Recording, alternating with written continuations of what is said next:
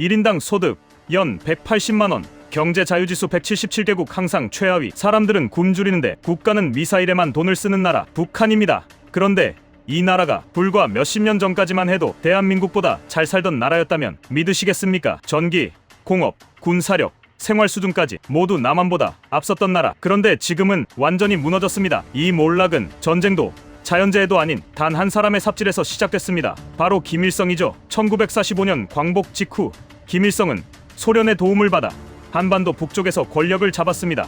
하지만 그는 나라를 잘 살게 만드는 대신 남한까지 차지하겠다는 욕심을 냈습니다. 그리고 1950년 전쟁을 일으킵니다.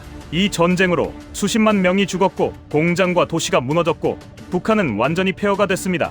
그런데 김일성은 이 큰 실패를 인정하지 않았습니다. 책임을 다른 사람들에게 떠넘기고 반대하는 사람들을 없애며 권력만 지켜냈습니다. 전쟁 뒤 소련과 중국의 큰 도움으로 북한 경제는 빠르게 회복됩니다. 사람들을 강제로 동원한 천리마 운동도 벌였습니다.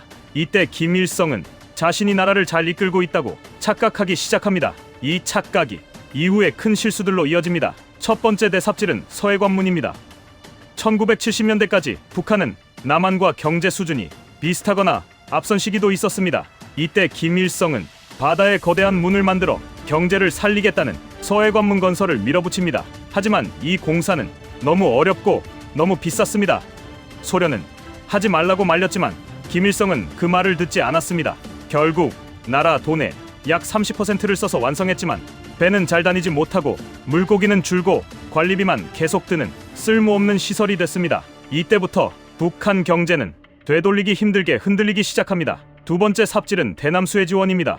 1984년 북한은 이미 돈도 없고 먹을 것도 부족한 상태였습니다. 그런데 그해 남한에 큰 홍수가 납니다. 이 소식을 들은 김일성은 이렇게 생각합니다. 남한은 자존심 때문에 우리가 도와준다고 해도 절대 받지 않을 거야. 그래서 김일성은 쌀, 옷감, 시멘트, 약까지 대규모로 돕겠다고 말합니다. 하지만 예상과 달리 남한은 그 지원을 받아버립니다. 그제서야 진실이 드러났습니다. 북한에는 나눠줄 식량도 자원도 거의 남아 있지 않았습니다.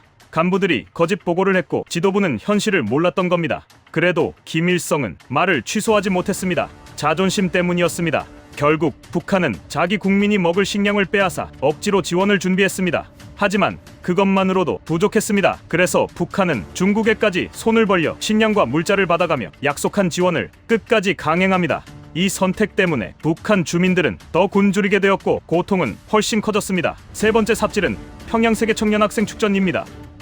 1988년 대한민국에서는 서울 올림픽이 열립니다. 이 올림픽은 전 세계의 칭찬을 받았고 한국의 발전된 모습을 모두에게 보여줬습니다. 이 장면을 본 김일성은 큰 자존심 상처를 입습니다. 질 수 없다. 우리도 더 큰 행사를 열자. 그래서 1989년 평양 세계청년 학생 축전을 엽니다. 177개국에서 2만 명이 넘는 사람이 참가했고 북한은 기세를 보여주겠다며 15만 명을 수용하는 거대한 건물들을 한꺼번에 지었습니다. 문제는 비용이었습니다. 이 행사에 쓴 돈은 무려 60억 달러, 2025년 기준 약 20조 원에 달하는 돈이었습니다. 나라 전체 돈의 약 30%였습니다. 게다가 이 건물들은 돈을 벌 수 없는 관상용 건물이었습니다. 한국은 올림픽 뒤에 시설을 활용해 돈을 벌 수 있었지만 북한은 계획경제 체제라 그럴 수 없었습니다. 결국 이 행사는 돈만 쓰고 아무것도 남기지 못한 실패로 끝났습니다. 전쟁으로 나라를 부수고 무리한 공사로 돈을 날리고 체면 때문에 남을 돕다, 자기 국민을 굶기고 자존심 때문에 감당 못할 행사를 연 사람, 이 모든 선택의 중심에는 김일성이 있었습니다. 그리고 그 결과는 지금까지도 아무 죄 없는 북한 주민들만 계속 고통받고 있습니다.